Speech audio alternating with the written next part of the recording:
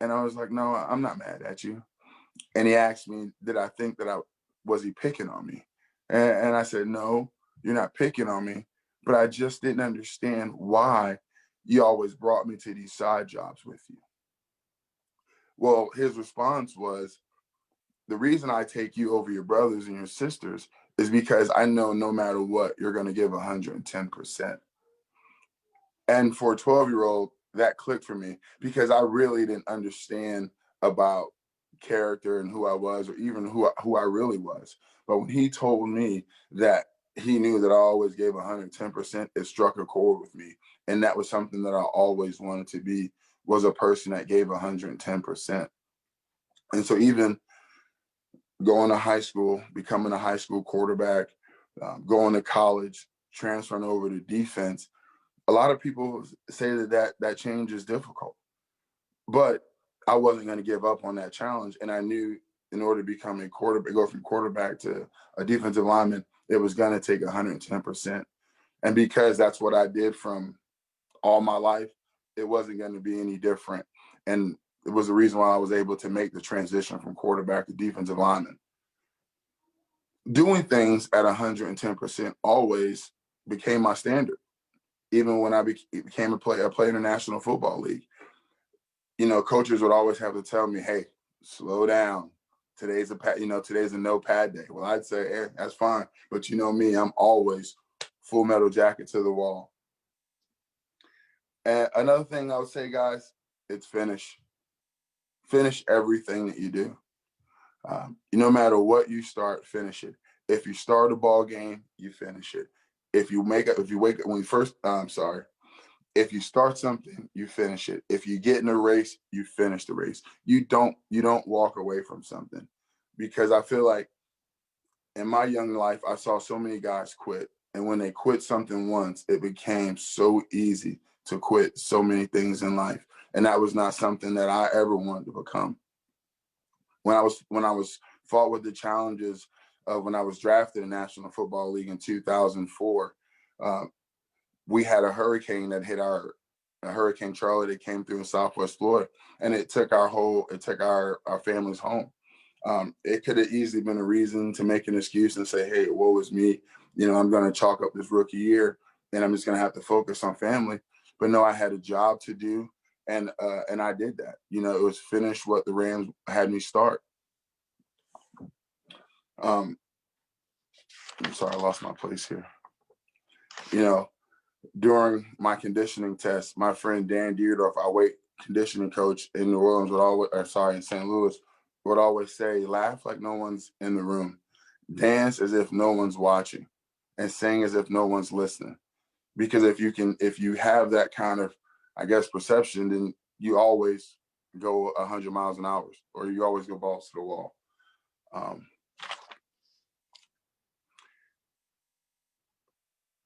Being from Brooklyn, New York, now living in Southern Illinois, my life has changed drastically. I went from being homeless at 10 years, or from 9 years old, to now I'm retired at 37. And the only way to do those things was, like I said, was by controlling my thoughts. When I was kicked out of Georgia Tech at the age of 19, it's easy to say, you know what, it's everybody else's fault. I quit, I give up. But I said, no, I want to make it to the National Football League. And so that's where my mind and my focus went to. Got drafted 2004 by the St. Louis Rams. I was there for 2 years, became a starter, but only to find substance abuse. Another hurdle I had to overcome. But I wasn't afraid to face this hurdle. I was kicked out of the league in 2008. I had to take a good look in the mirror. I read T.D. Jakes of How to Reposition Yourself. And then at that point was when I gained control of my thoughts. I took control of my narrative. I took all the negative thoughts that I'd harbored for 20 something years, and I'd flipped it. And when I became in that control in 2009, I joined the New Orleans Saints. And then you saw what happened. I had a chance to do everything 110%. I had a chance to become the 110% football player that I wanted. We had a chance to go on and win win a Super Bowl. Not only that, I was able to become a father to my children that I had at the time. My daughter's now 15. There were so many things that I was able to now do 110% the right way. I was able to be 110% pro. I didn't know my career was going to come to a derailment in 2012, 2013 with Bountygate. But all I knew when I was in Seattle was I had to finish. I had to finish what I started. And what started in 2004 that didn't seem so promising, it ended on a rocky note. And so I finished with the Seattle Seahawks in 2012, had a small stint in 2013. But then my retirement was changed when Bountygate.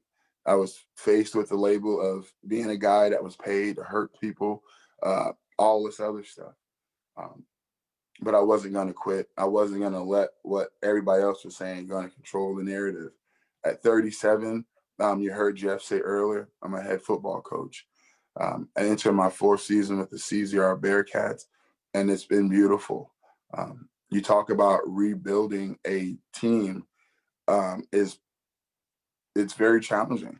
I understand now why my coaches were so hard on me in the beginning when I was a player, because when now you're on the other side, you get it. I realize now Roger Goodell was nothing but a high school principal to me, running my days in National Football League. But now currently coaching high school football, and I've learned that all the things that I went through from childhood to 34, 32, 33 years old were things that I can use to help benefit the young men that I work with daily. And I think that's a great, that's why it's a great title for this summit, Raising Boys to Men, because, it's only through life's challenging that we kind of become men.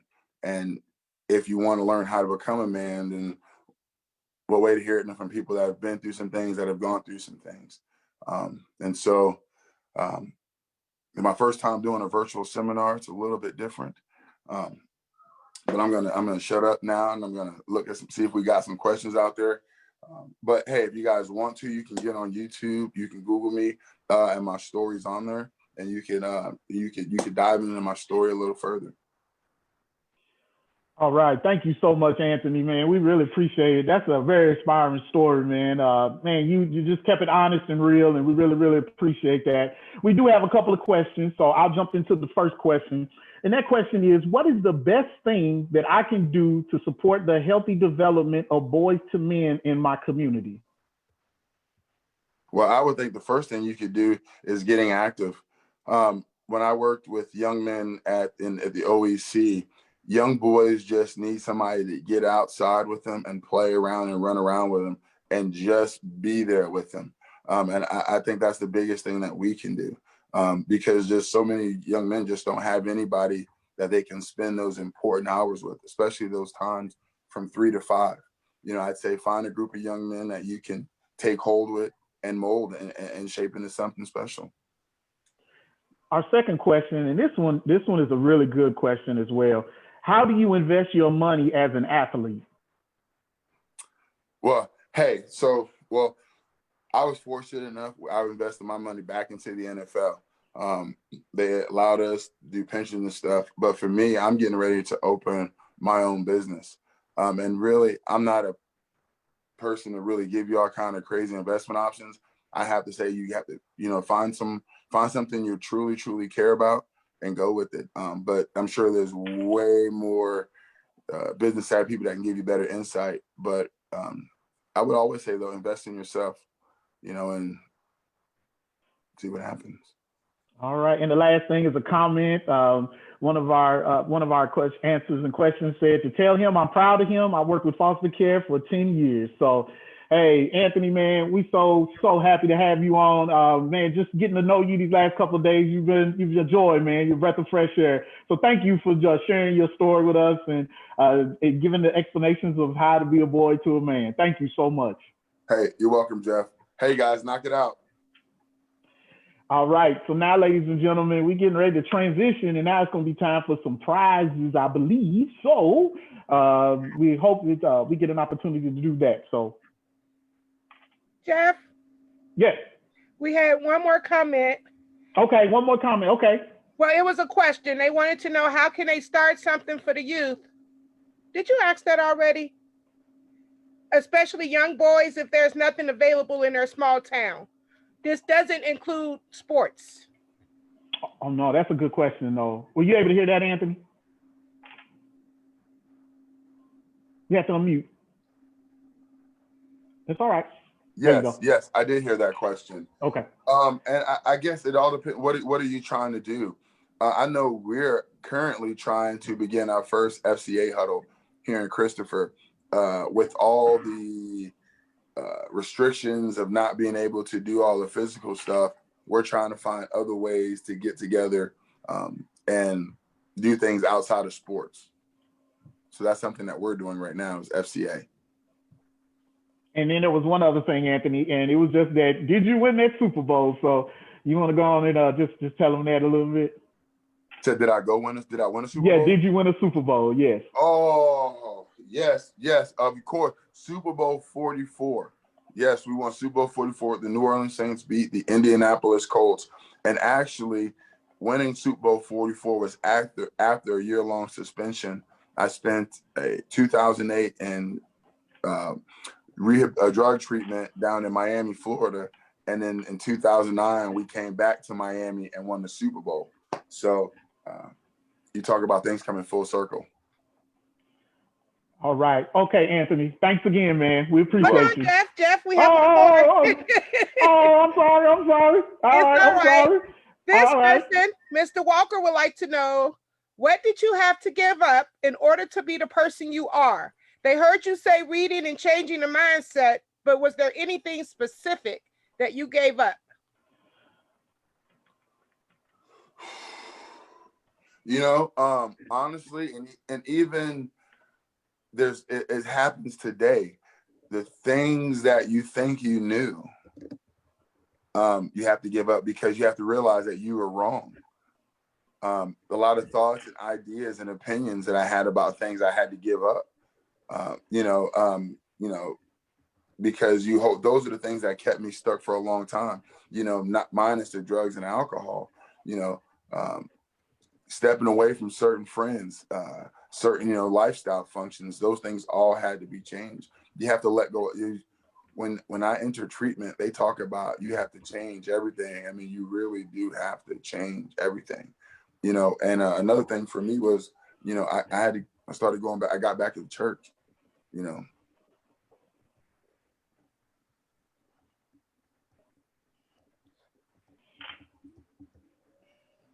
Some more questions? Yes, they're coming in quickly. Oh yeah, come on, keep them. So I like this. See, this is better for me.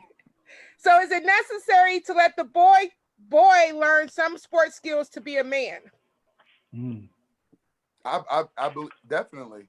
Well, and so you kind of trying to mess with me. You getting in my theories, and so working with young men and high school boys, I think young boys need physical releases.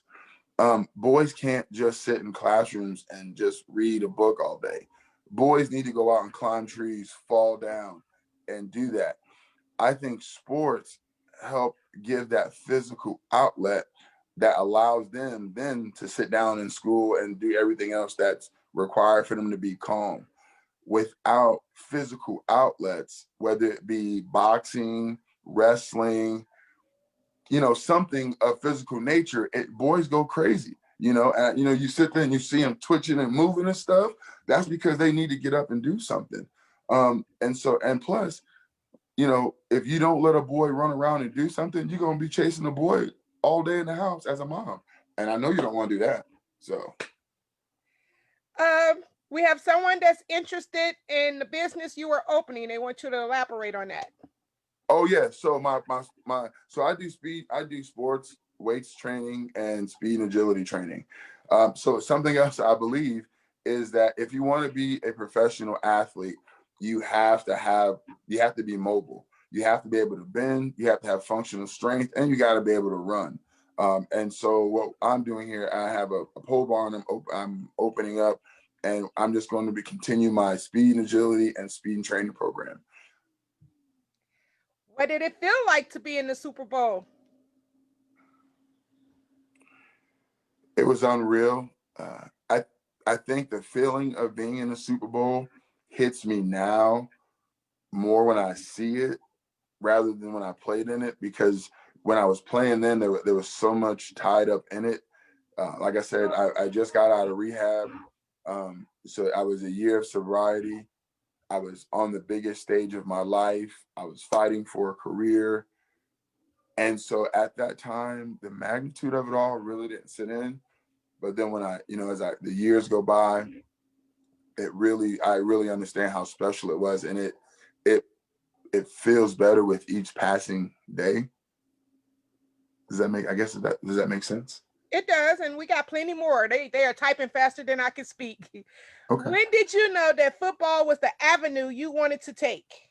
Great, because I missed that in my story. I'm great somebody asked that question. So I talk about when you are setting goals, I really believe in putting something tangible, or like you visualize, or something that you say, okay, that's what I want. When I was 10 years old, I was in Miss Rebel's class in Port Charlotte, Florida. I just lost my mom a year prior. I was just my first year playing football for the Port Charlotte Bandits. The Florida State Seminoles in 1993 was a team that year. Charlie Ward, Todd Rebo, Derek Brooks, you name it, they were all on that team, national championship team. My teacher had a poster. Her nephew played on that team. Long story short, Todd Rebo came in to visit my 5th grade classroom, and he came in with his Orange Bowl jersey. It was a white one. He had on the maroon Florida State jersey, and it had the sew on numbers. It had his name on the back. And right then, I said, that's what I want to do. I said, because I had on my Bandit jersey, and it was just a little knitted jersey. And I was like, this is nothing compared to that. And that's right then. So the fall of 1993, when Todd Rebo came in my classroom. And so that's why I like to get out and do what I do, because I feel if young men see people like myself that have played in National Football League, that have won championships, that have overcome obstacles, and if something happens to them in life, they can say, well, you know what? I've met somebody who's done that, who's overcome that. And it gives them hope.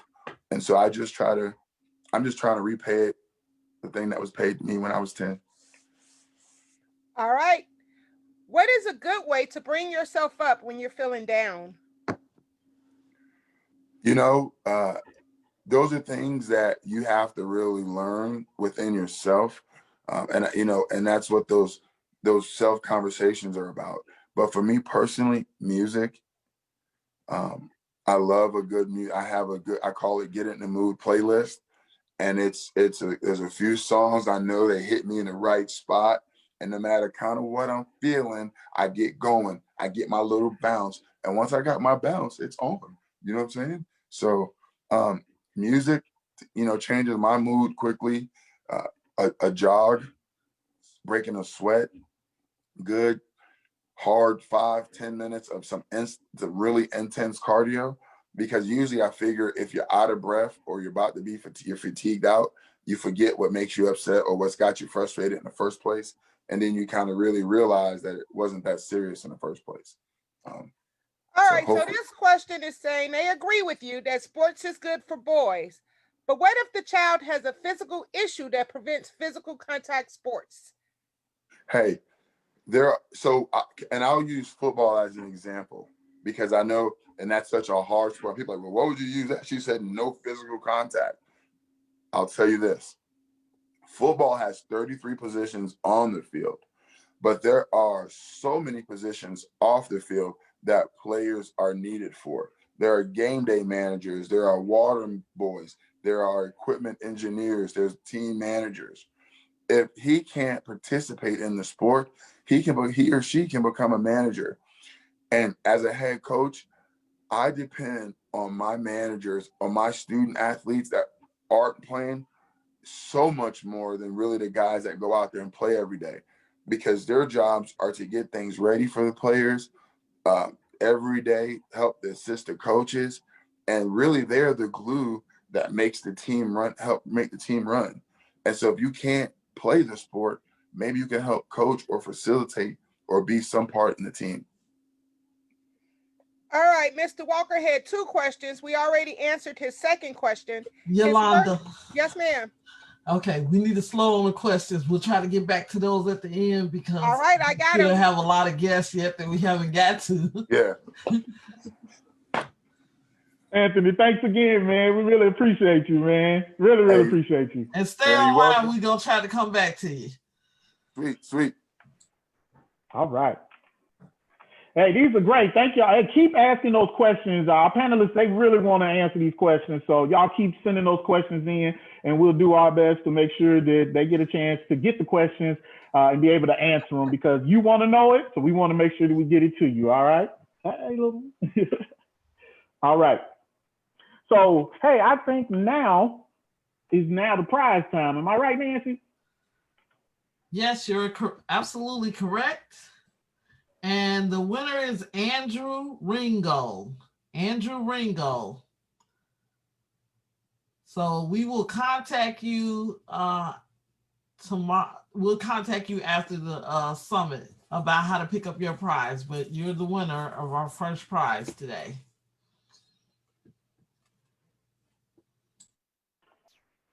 All right. Congratulations. And make sure you get your prize, all right? Because that's a big thing. And we all like prizes. I know what some of the prizes are, and I was hoping that the adults could get in, but we can't. So, all right. We're going to move on to our second speaker. And our second speaker is Mr. Dan Cross Jr. Dan Cross Jr. was born in Chicago, Illinois, and grew up in Carbondale, Illinois. He is the oldest of 5 children of Daniel Cross Sr. and Lillian Cross. He attended Carbondale Community High School, where he played for the Carbondale Terriers high school basketball team and led them to the state championships. He was inducted into the inaugural CCHS High School Athletic Hall of Fame, and most recently inducted into the Illinois Basketball Hall of Fame for 2021. Congratulations, Mr. Cross.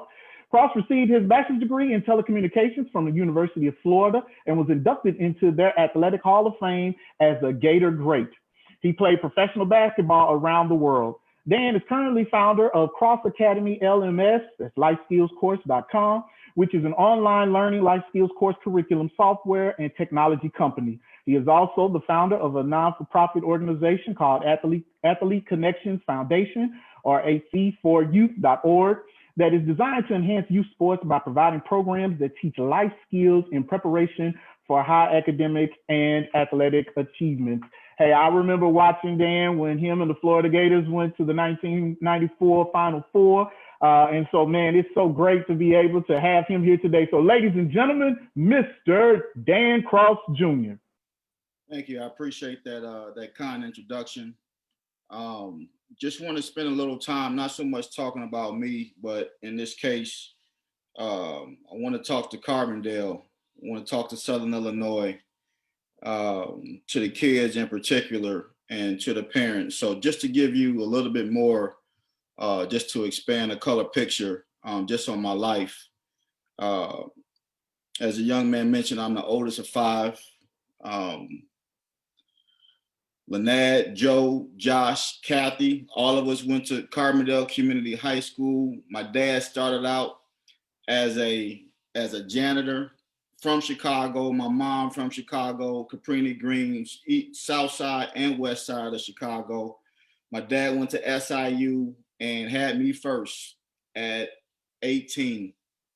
And so I've seen my dad move up the ranks from being a student early on, riding his bike to classes, and I'm on the back of his bike, watching him scrub toilets, scrub floors, move his way on up as a music teacher, as one of the probably top organist musicians in the state of Illinois, moving his way into position to be an assistant principal, along with a coach at CCHS. So I come from a family, a large family, where wherever one cross was at, you would see all the crosses, and there was 7 of us. So if anybody know the name Cross and you was at any basketball game, you was guaranteed to sell 7 tickets because we were all going to be there. And so I come from a family that we've been supportive over each and every one of us. All 4 of my brothers, 3 of my brothers have played Division I sports, Division I basketball.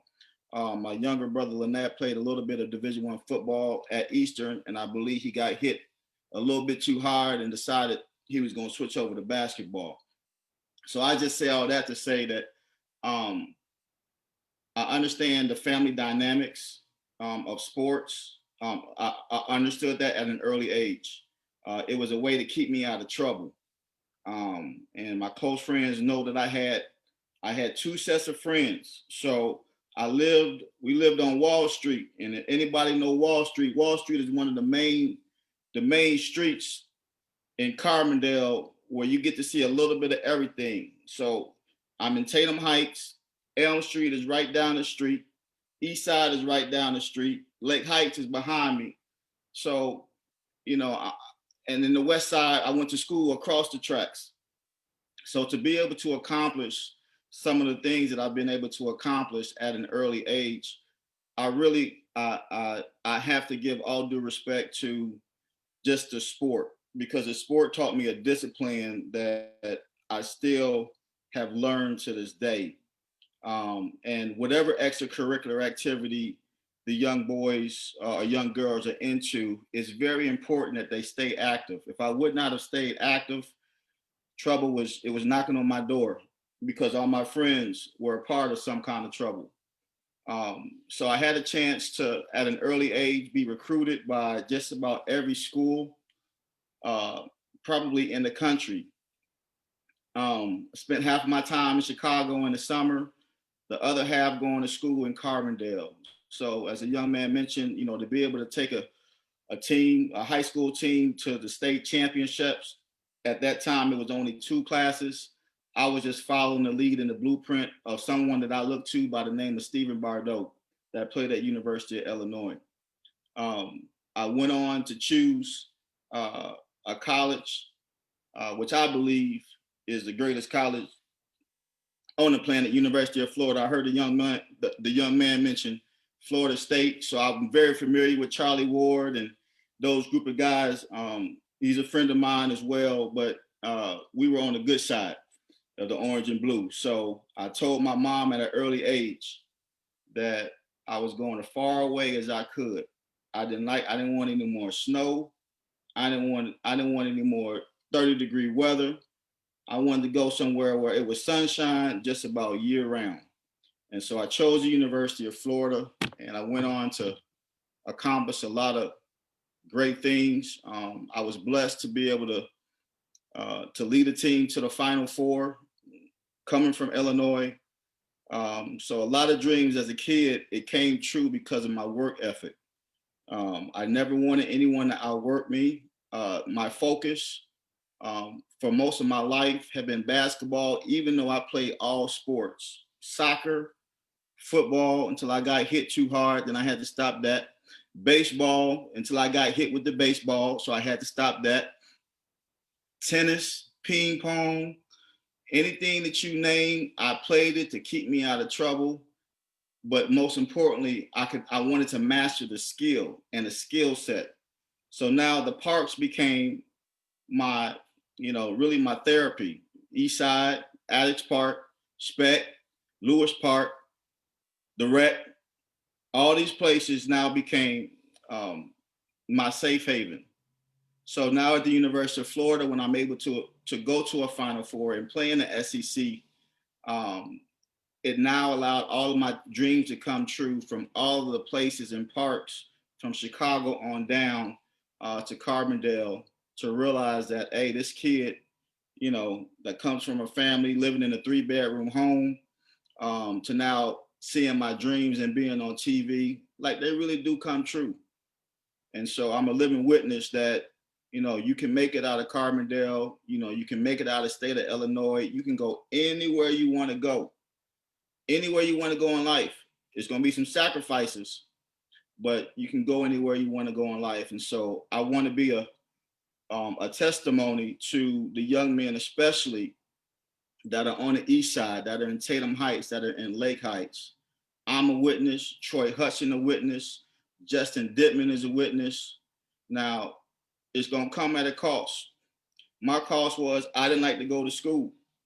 And my dad was a teacher. I was flunking out of school and my dad was a teacher. But I understood that in order for me to go anywhere I wanted to go in life, I had to make good grades. So basketball was the incentive for me to make good grades.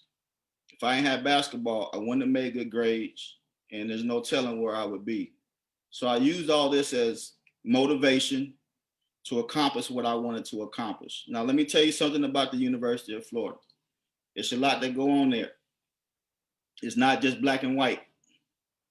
So I had a chance to see and be exposed to different cultures, people from all over the world, students from all over the world that look just like me and you, but they speak a totally different language. So because a lot of people think I'm from Dominican Republic, because down here there are a lot of Dominicans and Venezuelans, they talk Spanish to me before they even talk English. So it allowed me to figure out and see that, man, there's more to life. It's more to life than just Carbondale. It's more to life than just Tatum Heights. It's more to life than just the East Side. It's more to life than Chicago. So I had a chance to witness all this at an early age and play with teammates that I would never, like these, my best friends. I got teammates from high school that are still close friends of mine. I have teammates in college that are best friends of mine. And so I say that to say that whoever your teammates are in life, you better pick them and choose them wisely, because somebody watching you. And with technology the way it is right now, trust me, they watching you. If you selling, they watching you. Don't think that you the first one to figure out something new.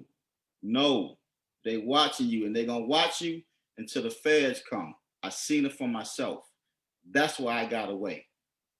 So I had the opportunity to using basketball to play professionally for about 10 years. Just because of my work ethic, and really just because of my work ethic.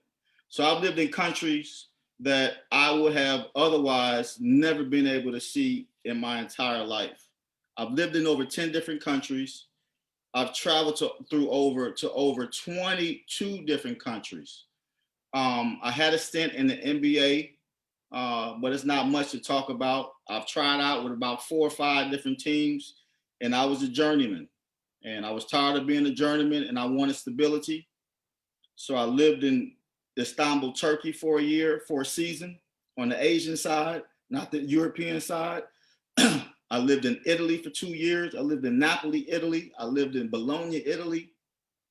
I lived in Athens, Greece. I've lived in Cyprus, which is a little island in the Mediterranean.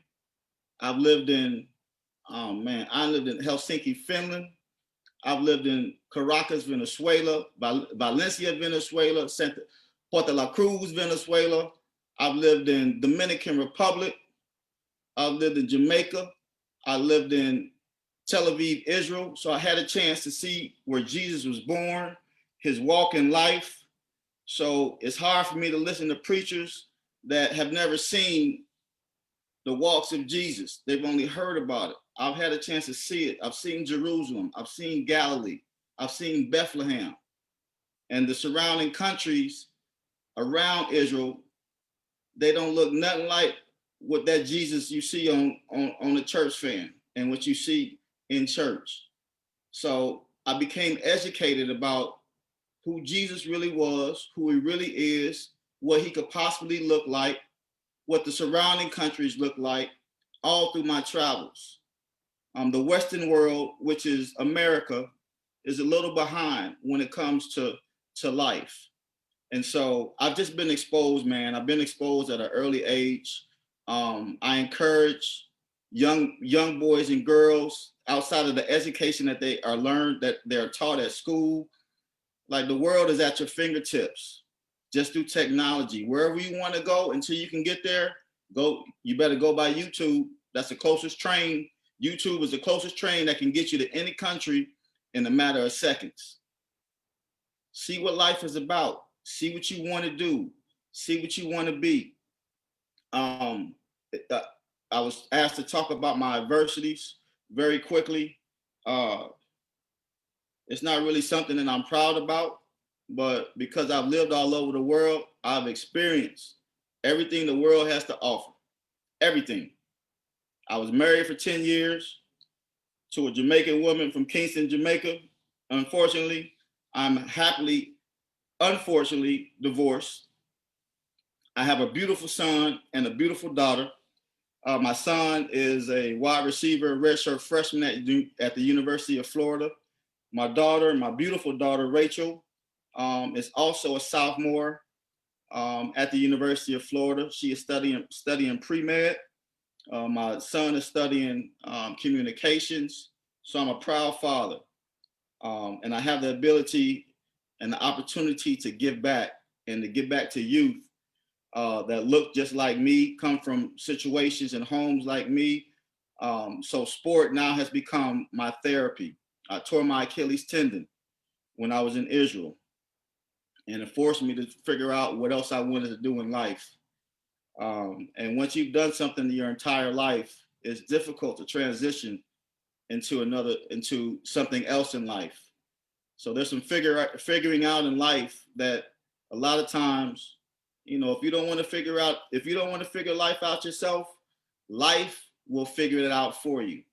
And so because I'm hard-headed, life started to dictate to me when I wanted to do it, because I couldn't just step away from the sport. I loved it too much.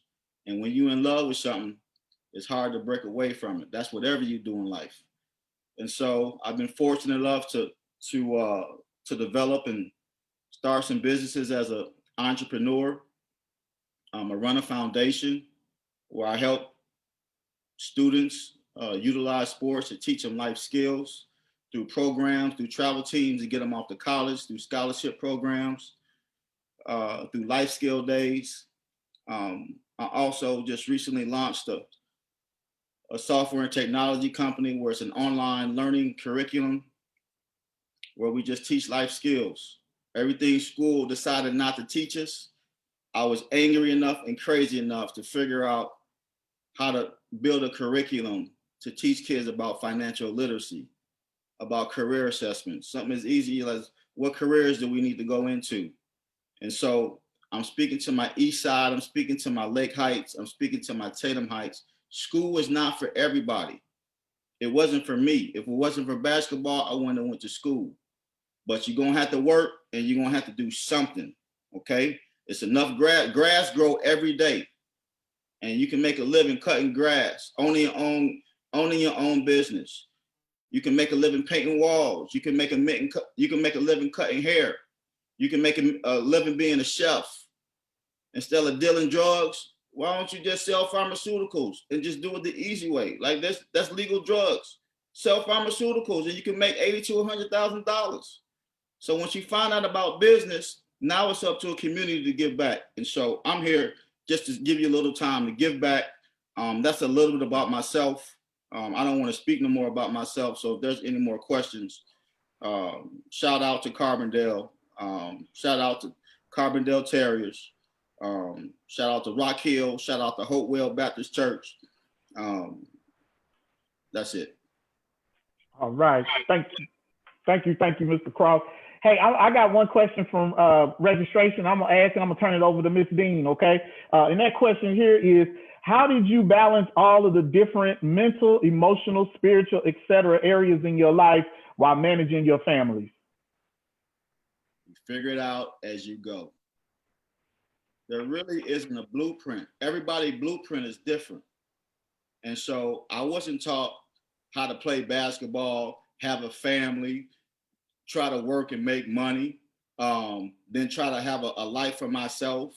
I wasn't necessarily taught that. Now I had role models, but balance, it just come with life, man. So I'm figuring out as I go, really. And then I'm counting on a few people like my parents to help me figure it out. My friends' parents to help me figure it out. So I try to surround myself with like-minded people that have done it before. But this, like, none of that is easy. There's a sacrifice. There's an ultimate sacrifice if you want to be successful. And you got two ways you can go. You got one spirit on one shoulder saying, hey man, let's, it's easy. It's easy for you to do anything you want to do. Come on over here. And then you got this other spirit, because I got these spirits that talk to me. There's other one that say, you know what, man, leave that alone. It ain't worth it. Stay focused, do what you got to do. So that's the discipline that I learned. And that discipline came from sport. I wouldn't have learned that discipline in any other manner or way.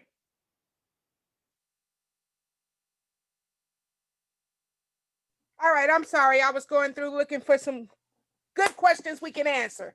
So this question wants to know, how did you deal with the pressure from the streets with people wanting you to join them and also cater to the positive sports world?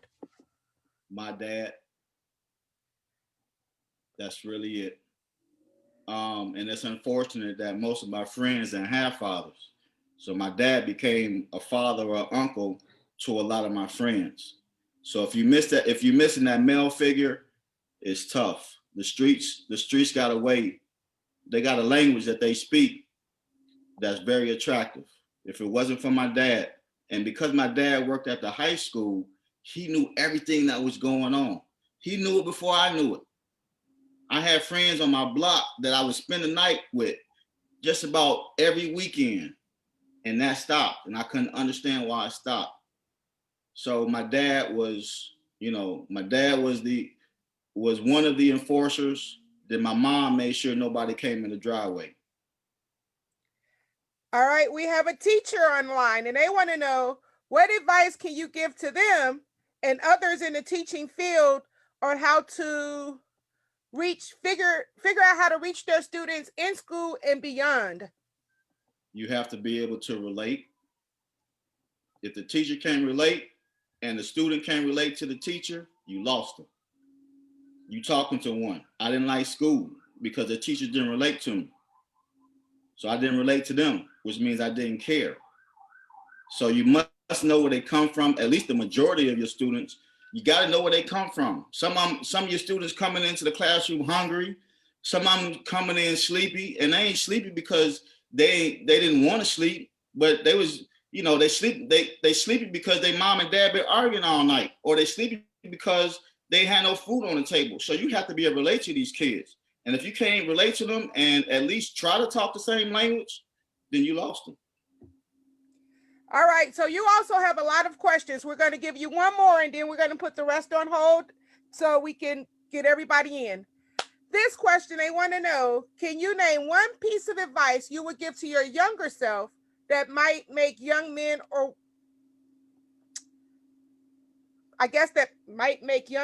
young women beneficial for them now, today? I got you. That's all you need to say. The advice that I would give my younger self, it's a lot of advice. One piece of advice is do not listen to fear. So fear is nothing but a spirit, and it's a voice that try to trick you and throw you off guard. That's one advice that I would give myself. The other advice that I would give my young self is always bet on yourself. Don't trust nobody else but you. And so that's something that I bet on myself before somebody else bet on me. If somebody else bet on me, then that means I'm at their mercy. Because that mean I got to do what they want me to do. That mean I got to work for them. Nah, boss, I'm gonna bet on myself. So if you bold enough to stand up, young men and young women, to whoever, then okay, just bet on yourself. And if it don't work out, this is the other thing. If it don't work out, it's called failure. But failure is not final. Failure is it's a learning lesson. It's a learning tool. And if you can overcome failure to say, you know what, I learned from this, then you won. That's what I would tell myself. And that's what basketball taught me. I didn't care. I'm gonna win, and I'm gonna find a way to win. I'm I have enough friends where I don't need any more friends when I'm trying to compete against the world and compete against life.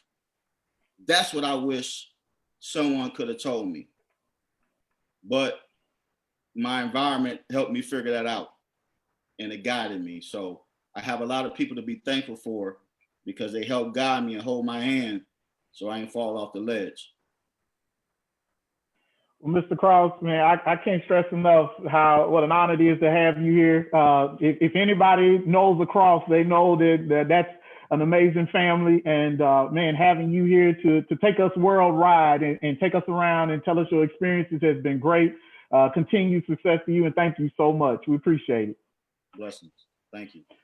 All right, ladies and gentlemen, it's that time again. Now we're going to have some more prizes. So let's see who is the lucky winner now.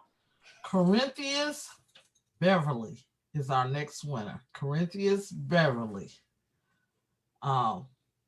Please reach out to us at CarbondaleUnited15@gmail.com, or you can call 618-306-5885. We will be giving out prizes on Wednesday from 1 to 4. This Wednesday coming up, Wednesday the 16th, we'll be giving out prizes from 1 to 4 that you can come pick up at the Women's Center. You can call and get more details later. Congratulations, Corinthians.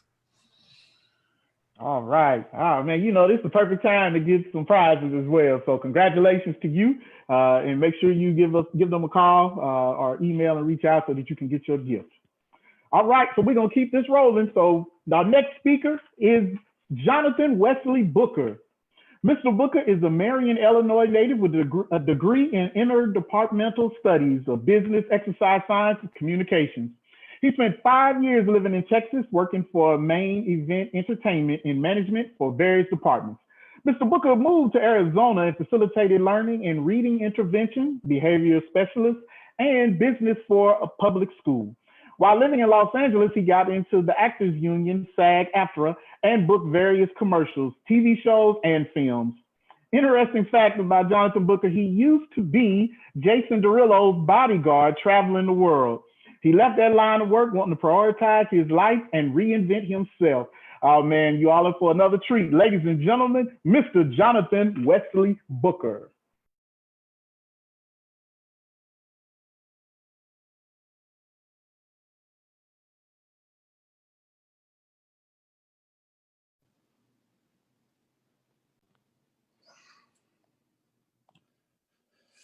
Hey, thank you for that warm introduction. It's such a nice, enthusiastic introduction. Thank you so much. And I also want to thank everybody for having me here and this amazing panel, talented, amazing men. So I'm just happy to be a part of it. I can't talk about myself before I talk about and express my appreciation for the men that I grew up getting wisdom from and guidance from. Mr. Dan Cross, I want to thank you for you having the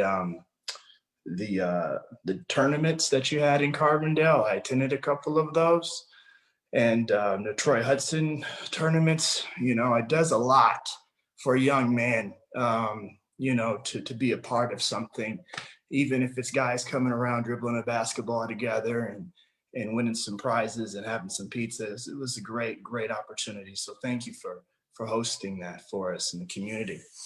Also want to talk about some of the people within Marion. Mr. Sonny Boy Franks, who taught me how to do my first layup, and also Mr. Portee, who had an AAU basketball team put together from his hard work of being a custodial businessman. He'd go around cleaning places, him and his wife, and he'd use that money to fund the AAU basketball team. So he didn't ask us for nothing, just to participate and give 110%. And that meant a lot to me growing up. And a lot of other people within the community really helped me out in Marion. And so I never took that for granted, and I always used that to fuel me, you know, being from a small town and having some major dreams of hopefully one day doing entertainment and being an actor. I also want to give a shout out to the guys in this generation, the Anthony Frankses, and who have businesses in Marion and help people out, along with Shane Walker, who has a fitness center for martial arts and does a lot within the community. You know, those guys really help get this generation of young people inspired, and it means a lot. And somebody who's in LA from there, it's gotten me through some rough times seeing them contribute and pass the torch on to the kids that we have now. It means a lot to see that. I was thinking about what to say, you know, I mean, this panel is full of talented, amazing men. And sometimes I'm like, I don't know if I'm worthy enough to be up here. But growing up, I remember two athletes, and it inspired me. And none of them said anything to me. You can get inspiration just by watching. And one wasn't exactly as talented as the other, but they worked really hard together. Brad Reach and Nathan Maddox. And I remember them training every day, doing cross-country work all the time. And come to find, you know, whenever state happened, Brad didn't qualify. And I remember seeing him have to get scraped off the track. And he wasn't hurt by the fact that, you know, he was injured. He wasn't hurt because there was something wrong. He was hurt because his pride got to him because he wanted it so bad. He wanted to qualify for state and get to that threshold because distance running runs through his veins. That's who he is. And so he could have easily said, you know what, I'm not gonna keep doing this. I'm not very good. Clearly I didn't get to state. I'm not as good as Maddox. But I remember being in my mom's car and seeing this kid run at night. And in Southern Illinois, it gets cold.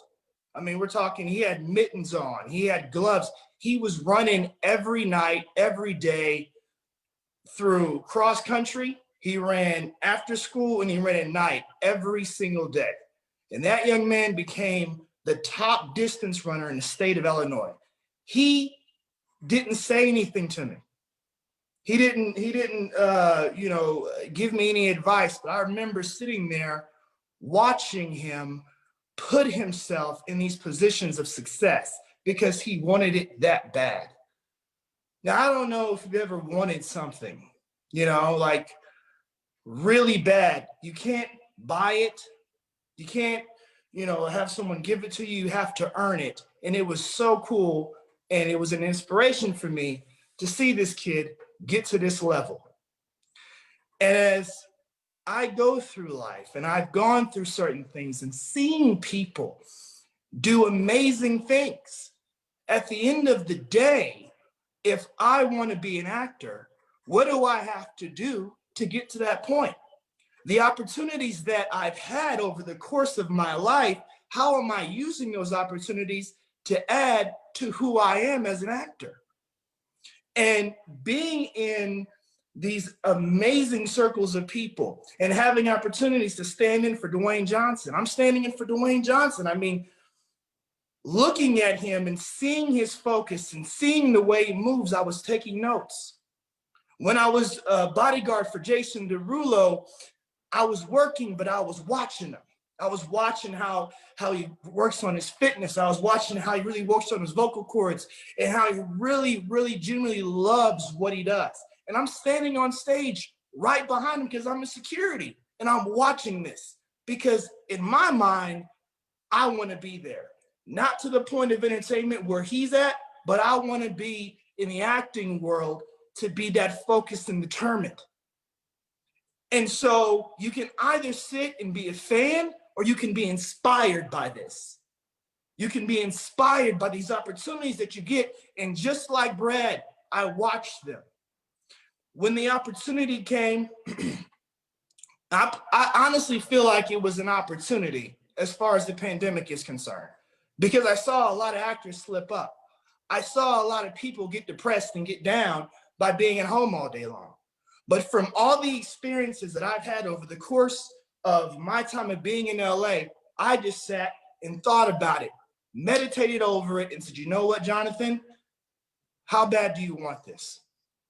Now you have a shot. Now you have something to take. All those years of doing security work, all those stand-in opportunities of working with these actors and actresses. What are you gonna do now if you wanna be a leading man? How are you gonna make that happen? And so I started running. I just decided I'm gonna run. I'm gonna run a mile a day.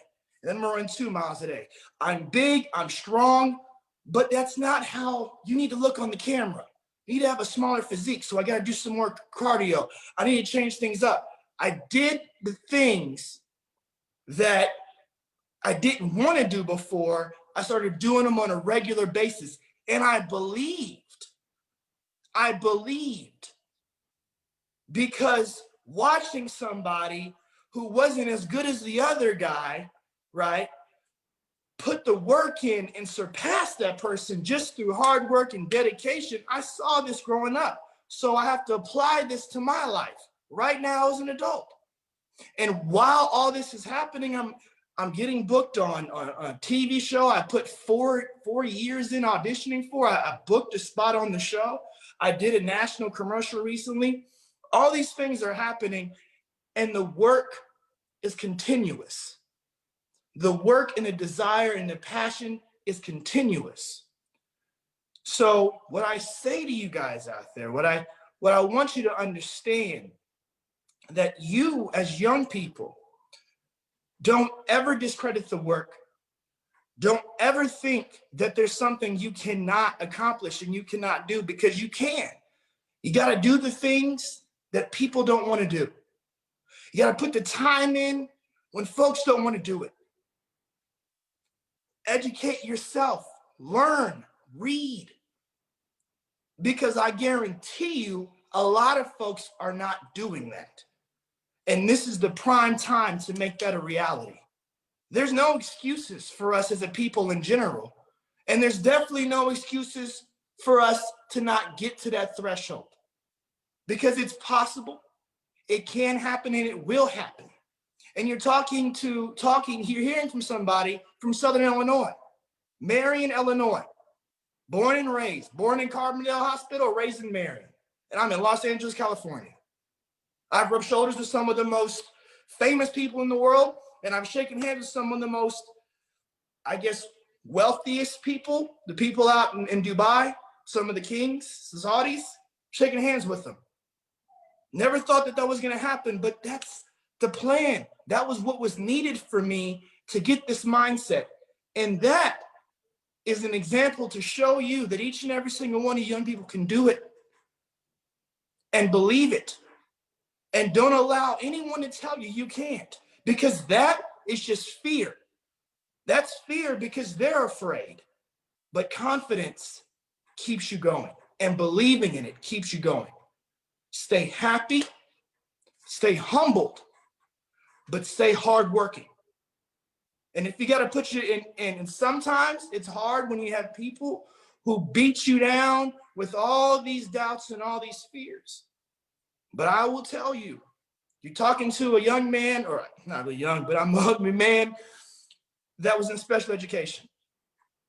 I was in special ed. But because of the hard work in football and the hard work in the grades, I went to Millikan and got my degree. There are so many excuses I could have made to not get to certain places in life, but I didn't hear that. I put the earplugs in and made a decision. This is what I wanted to do. I want to thank you for having me here. I'm interested to answer any of your questions, and thank you so much.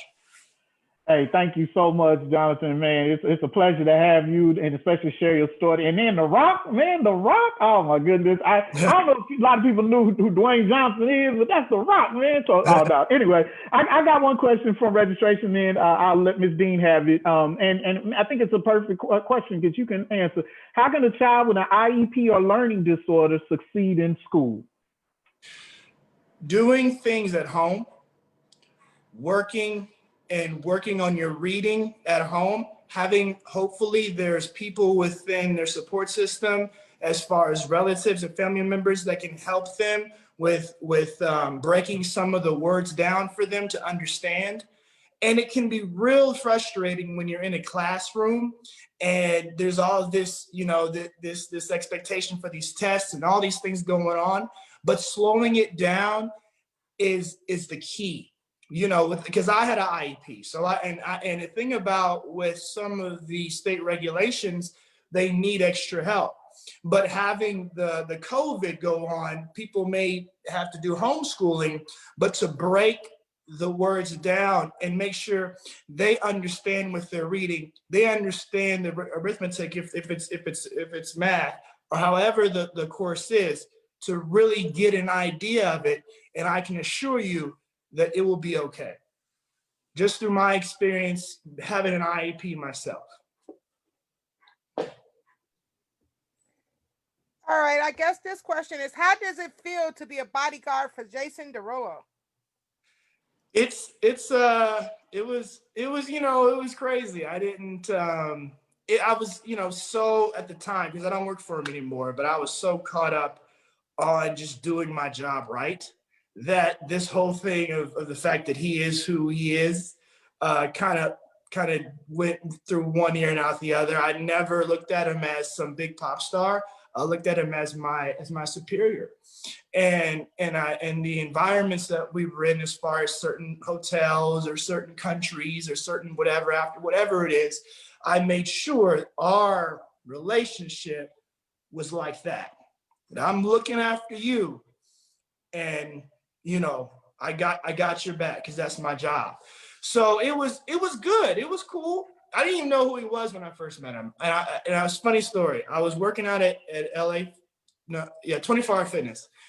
And I'm, doing my set. And again, at the time I was 350. So I've cut about 120 pounds since that time. And he said, "I'm Jason." I'm like, sorry, who are you? I'm listening to Jason Derulo. I don't listen to his music. And he started chuckling. He said, "Hey, do you want to just come with me to different parties? Because I have whatever." And I said, "Cool." But I told him, and I want to make sure I say this so you understand. I said, "I'm an actor and I do security. Your passion should always come first. Have that come first. You got to earn a living, do what you have to do. That's important, especially being in LA. I got to earn a living. I did what I had to do. But your passion, and they should know what your passion is. Some people have a passion for security, and that's amazing. Nothing wrong with that. But that's not who I am. I'm an actor. So it was good. Actually, it was pretty cool looking back on it now. It was pretty neat having been a security for a major pop star, international pop star. So this person wants to know, if they want to be an actor, where do they start? You start with getting into plays. You start with learning the basics of Shakespeare. You start with looking into different places where you can do some theater. Theater is so important. A lot of folks don't know this, but I love theater. Like I've been doing theater for about 4 years now, community theater, and just really appreciate the art form of acting. Being on TV, all that stuff's great. But if you listen to Mr. Denzel Washington, he talks about the fact that he thought he was just going to be a theater guy for his career. He never thought about doing movies. This is one of the most, some can call him one of the greatest actors ever on screen, but he didn't even think that was his path. So just, if I were to give advice about getting into acting, is learn the craft. And that is getting involved in plays, that is getting involved in just reading plays. And it will definitely help you as you progress into film if that's where you want to go. All right, we'll give you one more and we'll save the rest for later. This person wants to know, what year did you graduate from Millikan? I graduated Millikan in 2007. Yeah. Okay. All right, Mr. Booker, man, it's a pleasure. And we thank you so much. Look, I took some tips too down, so appreciate you sharing your experiences and your story and your motivation as well. Continued success to you as well. Thank you so much. We appreciate it. Appreciate it.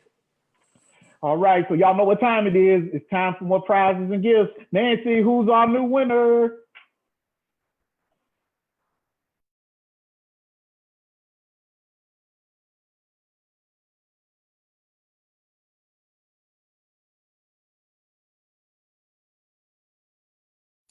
Okay, sorry about that.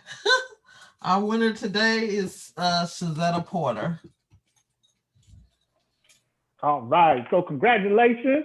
Make sure that you get your gift because this is the season of giving, and we want to make sure that you get that gift as well as enjoying that. So congratulations, and make sure you call or email so that you can get that gift. So now we're going to move on to our next speaker for the evening. And our next speaker is Mr. Jarrell Hamilton. Jarrell Hamilton is a Southern Illinois entrepreneur. He is from Mounds, Illinois, and is a multi-business owner, asset investor, and content creator. Hey, I've had the pleasure of meeting him, and I remember the first time I met him, he was teaching me the game of business. So I'm so happy that he gets to speak to you all tonight. Ladies and gentlemen, Mr. Jarrell Hamilton. Hello, can you see me? Can you hear me? Can everybody hear me? I hope so. My name is Kenneth Jarrell Hamilton. I don't have a let me adjust that right there. I don't really have a spectacular story. I don't have none of that at all. I'm not a special person. I'm a very average person. I'm just like everybody else. I didn't go to high school. Well, I went to high school. I graduated from Meridian, but I didn't play basketball. I didn't play baseball. I didn't do any of those sports things. I'm just a regular person. But I really, I'm here for a good time, not a long time. I really just want to talk about building wealth through group economics and creating opportunities for people that look just like us. And I know a lot of, watching some of the previous people who was just speaking, they had their stories. Some of you all are entrepreneurs. Some of you are business owners. Some of you are working with children, things of that nature. And that's something that I'm very passionate about. And that's something that I really do enjoy. And, I don't have a script because, every day is my life and I can really just talk about, myself. But as the guy, as Mr. Jeff McGoy stated, I am a entrepreneur. I don't know if the term would be a serial entrepreneur because I do multiple things. I do lawn care and landscaping. I do mobile interior, car detailing, and I do photography, marketing, and branding, and another thing. So I do multiple things, and I'm a businessman, but I'm not just a businessman. I'm a businessman with a heart, and I have a drive to shift the culture of my community. If you all know, I'm from Mounds, Illinois. I've grown up here for all my life. I've never really been to a lot of places, but the topic of money has always interested me, even when I was in high school and grade school and middle school and all of that. Money was always on the top of my brain, but I wanted to know how to get it. And like everyone else, everybody else kind of told me, well, go get you a job or go to college so you can get you a good degree so you can graduate and have you a great job and, things of that nature. And I listened to it for the longest. But when I got to high school and I started just noticing how things were, I started seeing people who went to college and went to other schools and did all the right things that everyone else is telling them that they're supposed to do, but they still struggle and they're still living check to check and they're still, having financial issues. And, that's kind of brought me to the conclusion that I need to do something different.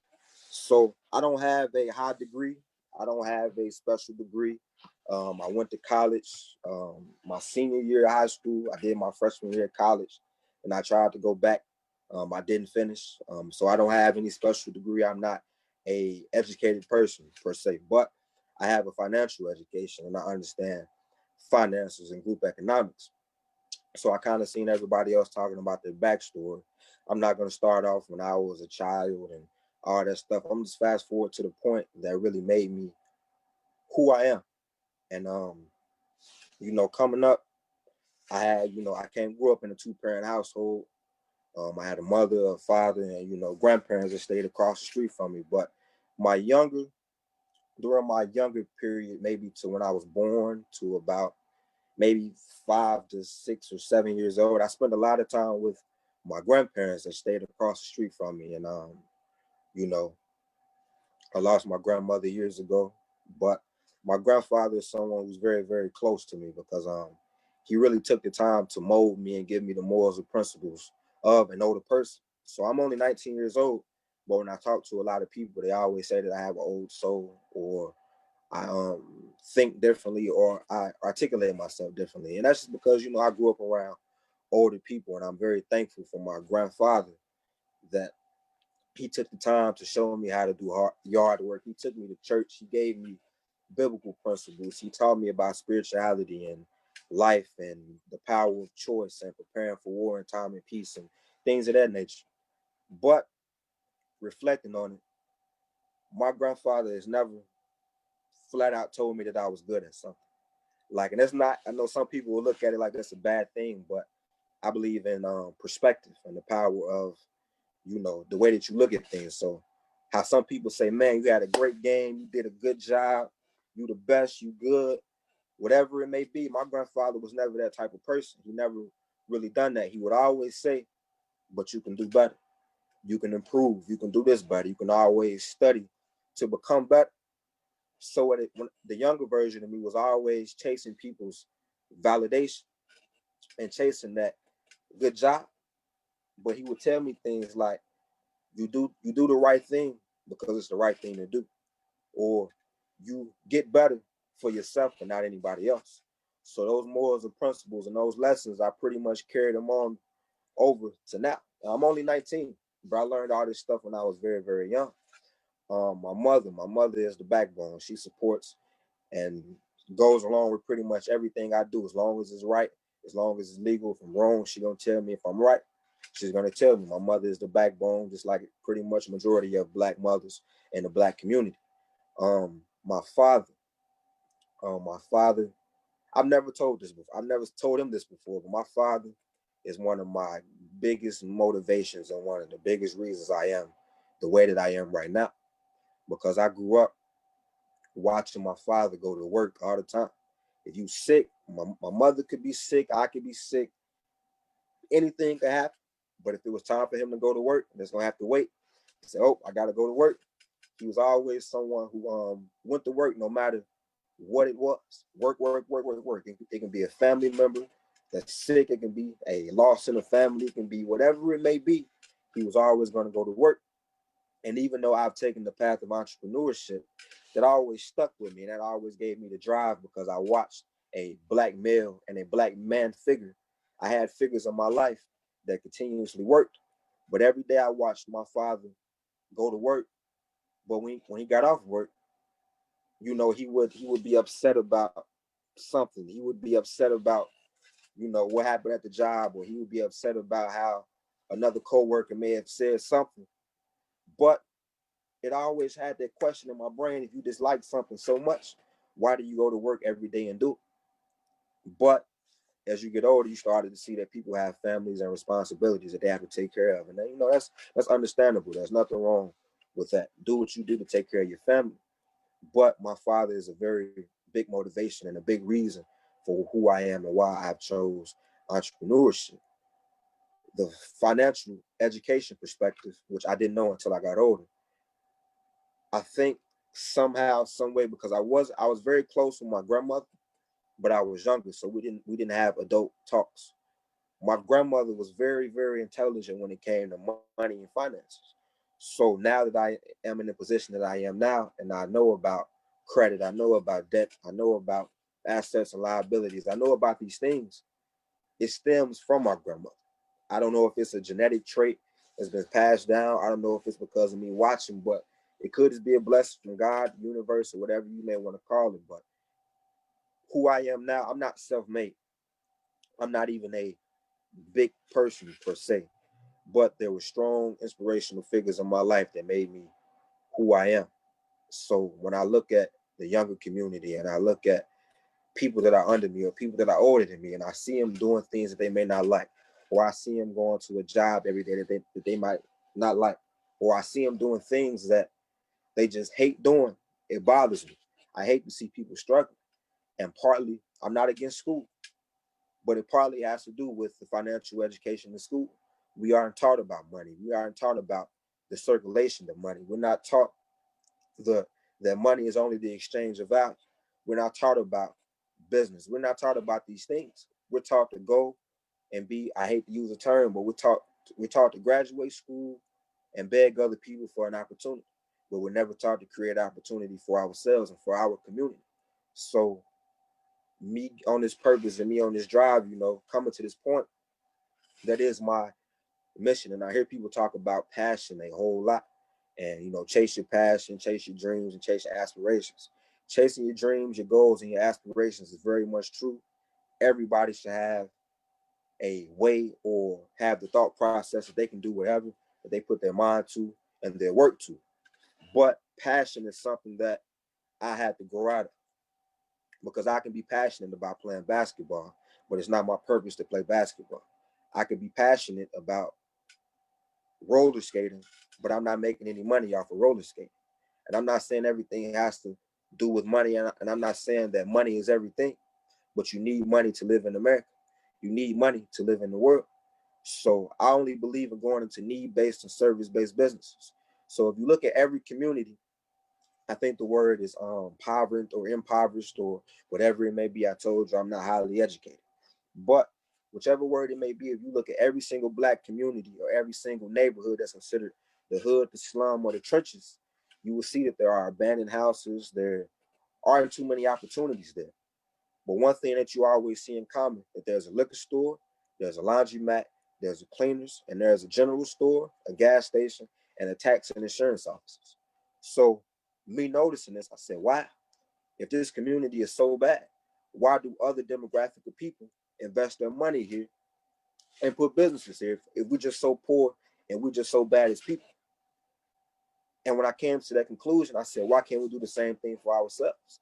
If, no disrespect to nobody out there, but as an African American or as a Black man, if another demographic of people can come and get the education to learn about taxes, or can get the education to learn how to run a business, or can follow somebody else's blueprint so we can bring wealth and success into ourselves, why can't we do the same thing that they're doing? I'm not saying you go and you study them and you go build up their community. I'm saying you take the blueprint and you come back into your community and you circulate the knowledge so you can have something for yourselves. My goal is not to encourage everybody to be entrepreneurs anymore, but my goal is to encourage everybody.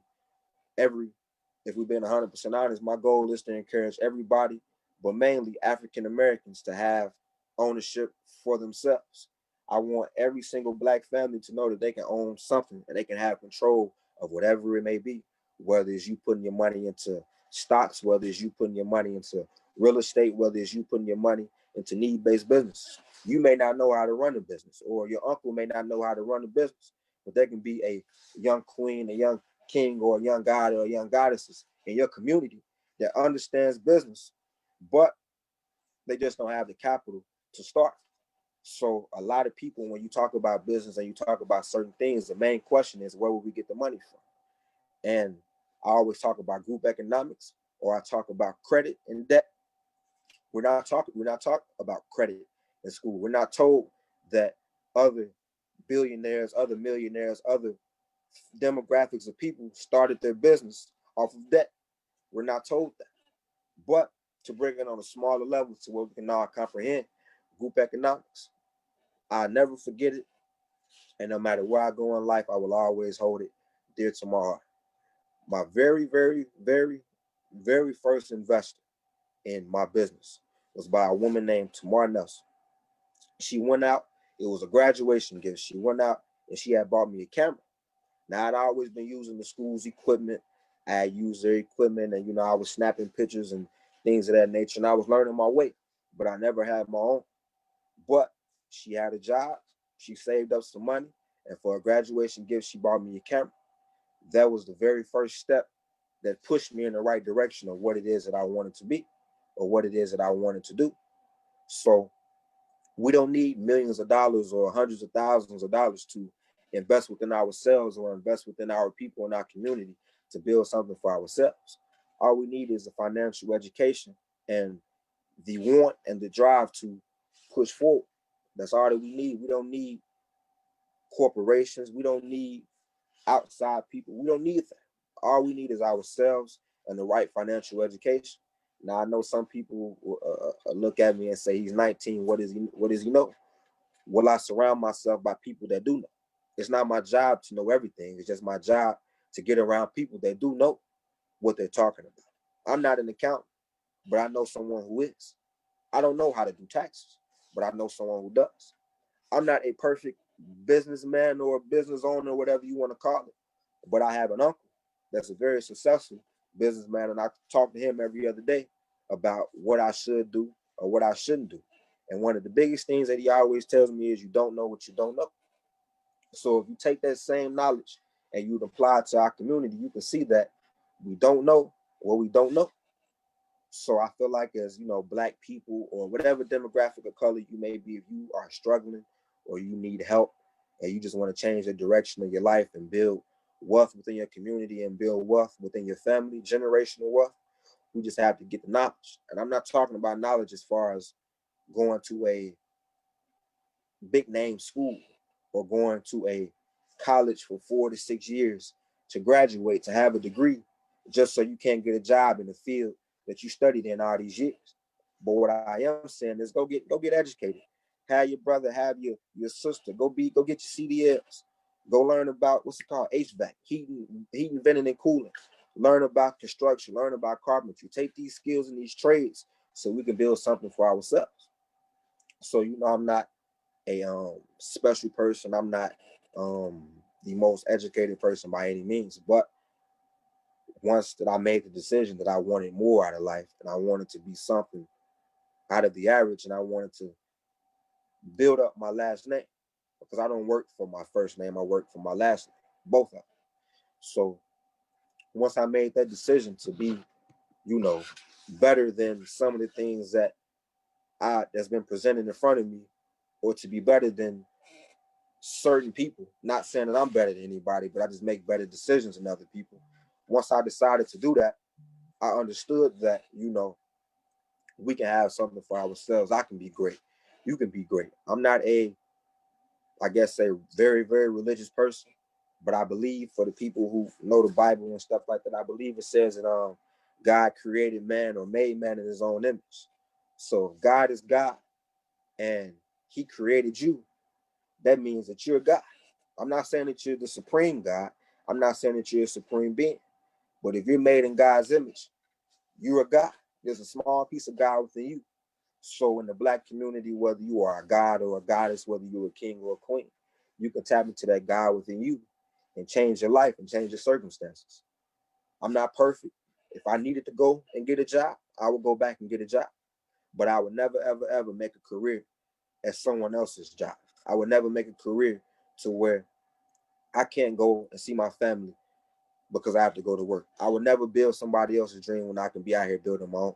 I will go to a job. I will work for a month or 2 months, get the money so I can reinvest into myself and build my company or build my businesses if I have to. But the end goal for me is not to have a job for the rest of my life. A 401k or any of those things don't matter to me. I care about building generational wealth, investing in need-based businesses, helping other people start up their need-based businesses and taking my money and putting it into the real estate in the community and building up the community so we can have something for ourselves. So if you want control, if you want change, if you want things to be better, you must first own it. Study Black Wall Street, study the banks, understand that you may not get a business loan, but the bank has to give money. They're not doing you a favor by giving you money. They make money by lending money. Understand these things. Go get a financial education and get you a skill in the trade so you can change your life and you can change your circumstances. I'm far from perfect. I'm only 19. I'm learning as I go. I'm I don't know it all. I'm not 100% where I want to be at, but I'm a long way from where I first started. And I wouldn't be able to be this person if it wasn't for my motivational figures in my life, and if it wasn't for me being a sponge and absorbing the knowledge and absorbing what other people have done. So, you know, you all can do the same exact thing. You all can, you know, change your life and change your circumstances. You don't have to be a rapper, a trapper, or a sports figure or a super athlete to bring wealth or to make money and bring success into your last name and bring success into yourself. You can be whatever you put your mind to. Put your mind to and put your action into.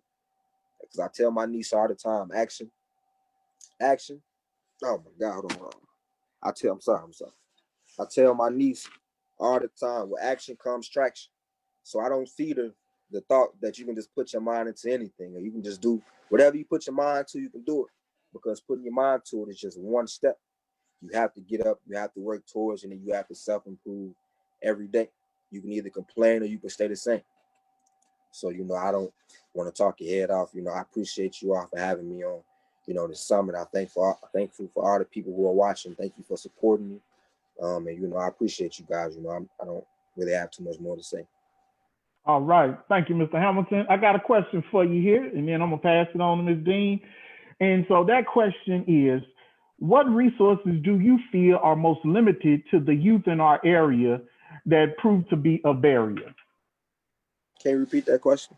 Yeah, I sure can. What resources do you feel are most limited to the youth in our area that prove to be a barrier? I feel like the resources that are very limited is just trade schools and the knowledge that you should learn in school. And, you know, as far as like whether you wanted to work with your hands or work with cars or, you know, carpentry, whatever it may be, I feel like the skill part is being taken out because the education side of it is really being, the traditional education side of it is really being pushed very, very hard onto the youth. So when you tell a youth in school, or you tell a child in school to go to school, get a grade, study for a test, but they study for the test, but if they don't pass the test, they feel like a failure. They're most likely not going to want to continue to prosper in school. So when it comes to limited opportunities, I'm going to be 100% honest. I don't want to say that we have limited opportunities. Some other cultures and some other demographic of people have more opportunities than we have. But it takes us as a community to come together and say, we have the power of technology and we have the power of the internet. So we're not going to beg somebody else for an opportunity. We're going to create one for ourselves. So when it comes to the lack of opportunities, I try not to focus on the lack of opportunities. I just try to focus on creating them. So I hope that answers the question.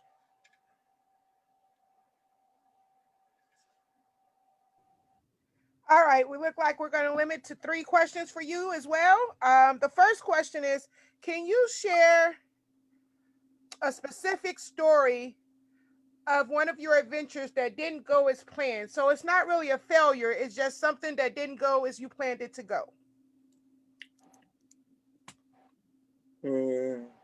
I'll say that okay, I'll say every single thing that I'm doing right now, because entrepreneurship and business is sometimes up and down. I think the blessing of going into a need-based business is that need-based businesses don't fail unless you just, you know, you have a lack of customer service and your work is just not good.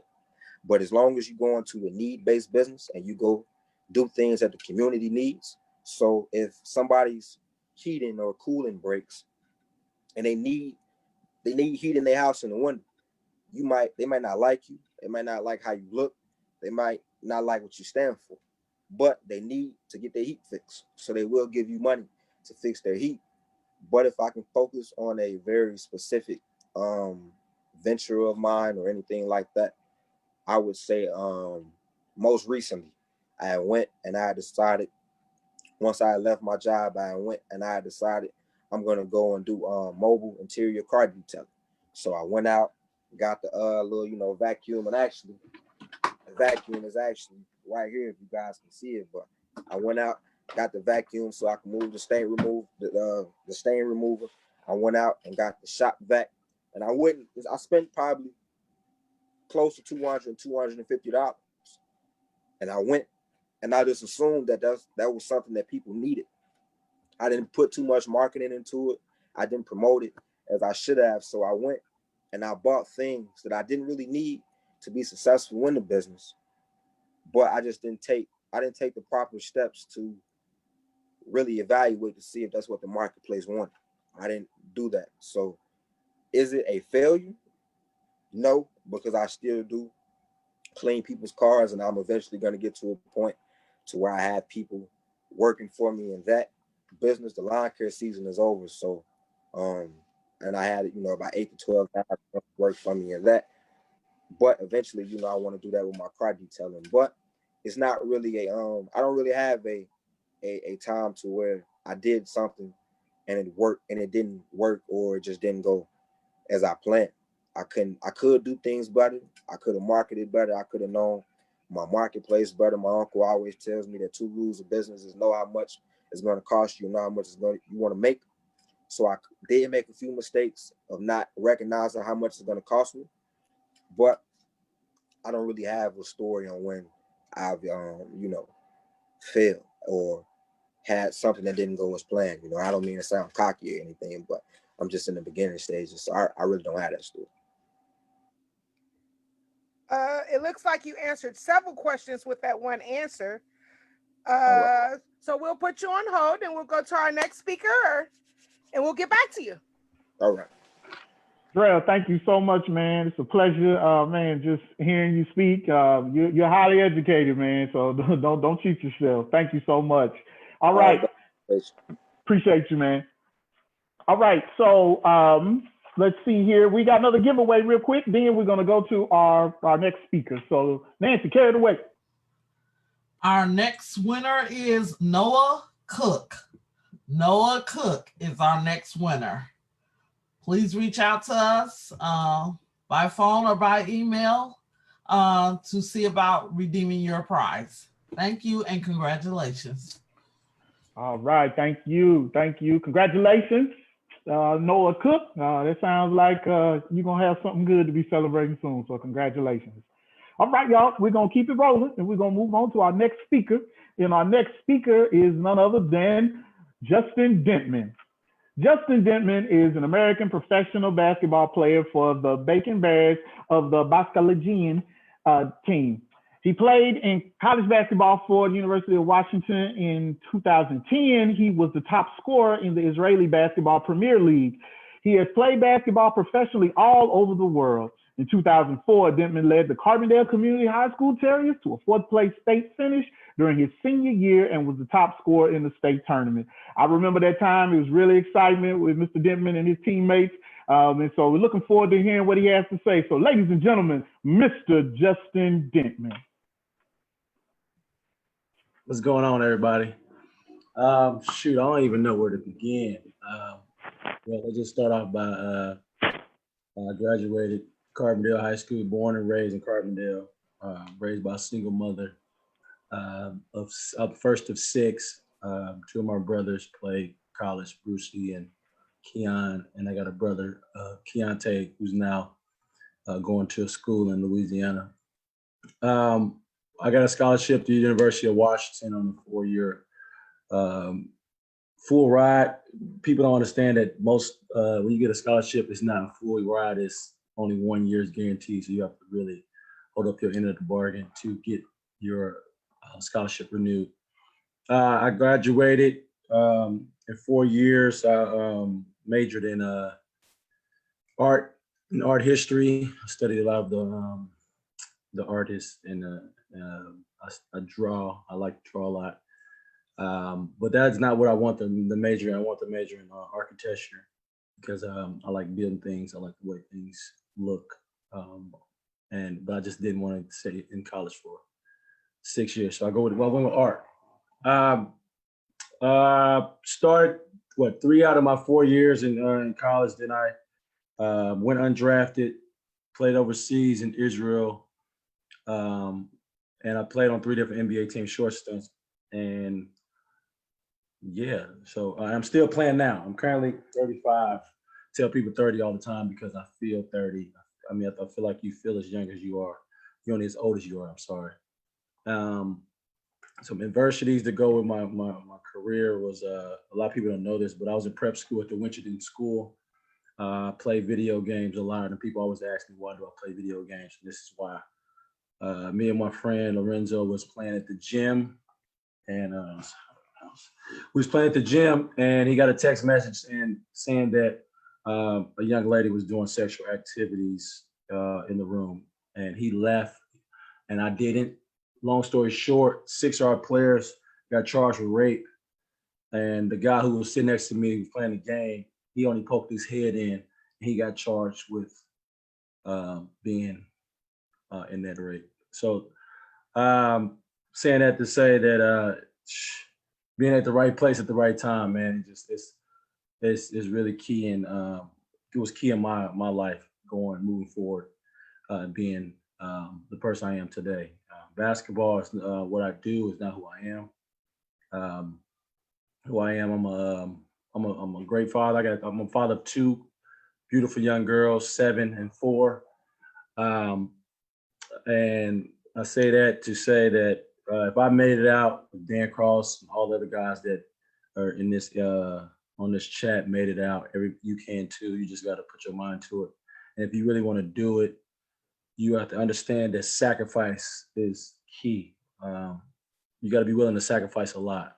And me, I sacrificed leaving home to go play basketball out west. And when I got offered scholarship to stay home, I sacrificed just being around my brothers a lot. I think that I wish I was around my brothers more. I think that things would have been different in paths, school choices of theirs, or just decisions they're made. I think that I was like that father in their lives. And my mom was a single parent. She raised us, so she's my. I look up to my mom more than she know.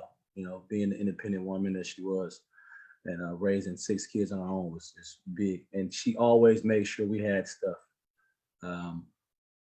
To either food to go to somebody's house, money in our pocket to go to the mall. She always had something in her pocket. So I tell guys, all you kids is watching today, if you want to do something, make sure it's something you really want to do, and know that sacrifice, you got to be willing to sacrifice a lot of your free time to make those things happen.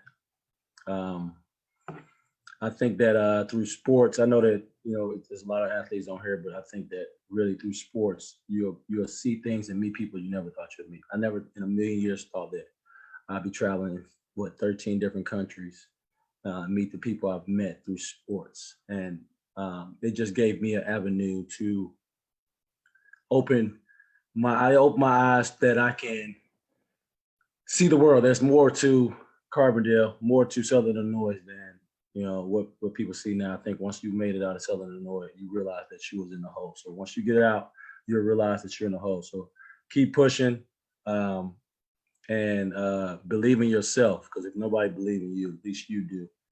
And last thing, if anything you do anything, be yourself. Don't be something somebody else wants you to be, because at the end of the day, when you fail, at least you fail being yourself and not a copy. Man, Justin, that was real, man. Appreciate that. Thank you so much. I got one question, and then I'll pass it on to Ms. Dean. That question is, can you provide one piece of advice you wish you could give to your younger self?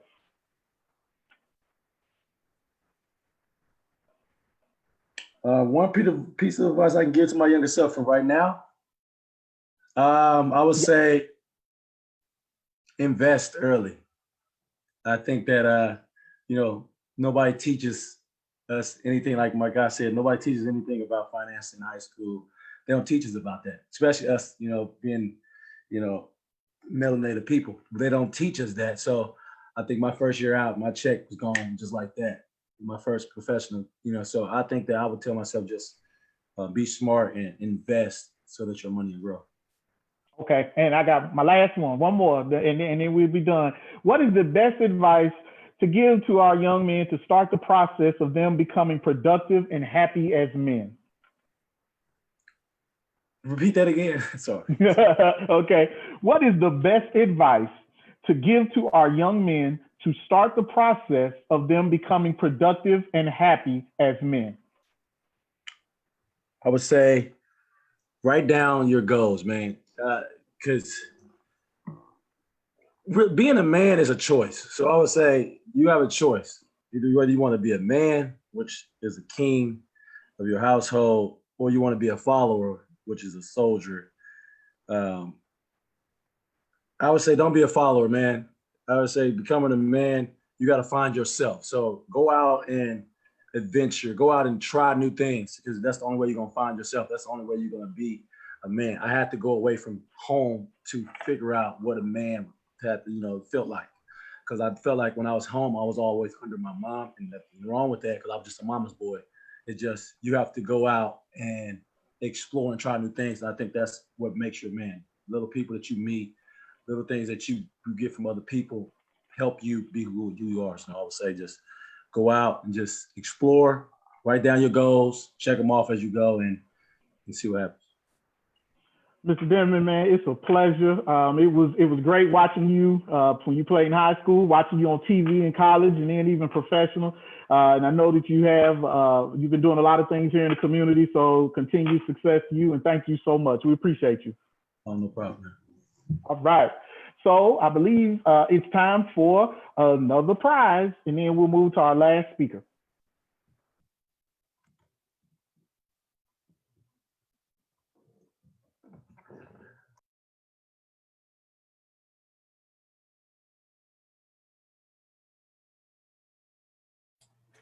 Sorry about that. I was having a little technical difficulty. Jasmine Ramos is our next winner. Jasmine Ramos. Congratulations. All right. Congratulations. Yes, Jasmine, congratulations. And make sure you pick up your gift because, like I say, that's a lot of fun to get free stuff. All right. Now we're going to transition to our last speaker. And our last speaker is unable to be with us, but did send us a recorded message. So I would like to introduce the speaker first, and then I'll tell you just a little bit about the speaker, and then we'll get into the video.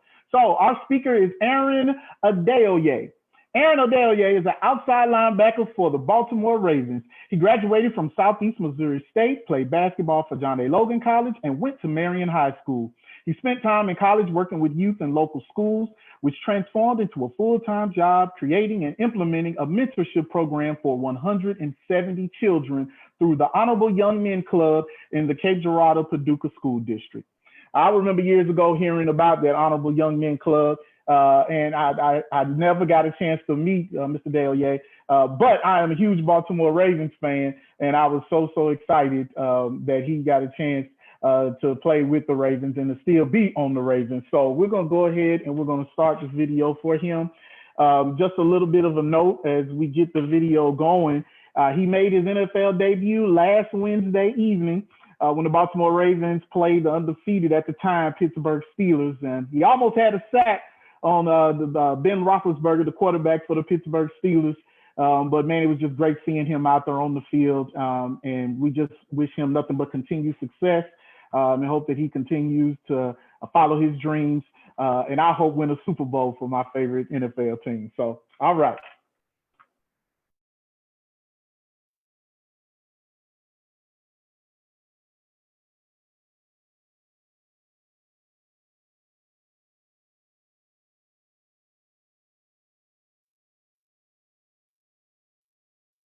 And here he is signing that contract to be with the Baltimore Ravens. And here he is, and of course, in the Ravens gear. And there he is, number 51. And there he is, about to get that sack. Hey, everybody. How's it going? It's Aaron Adeoye, and it's a pleasure for me to talk to you guys. I'm from Marion, Illinois, and this is the neighborhood I grew up in. So it's just an honor for me to be able to, give back to the community and, share my time with you guys. For those who don't know me, I played football and basketball in high school. I ended up going to college and playing 4 legions of collegiate basketball.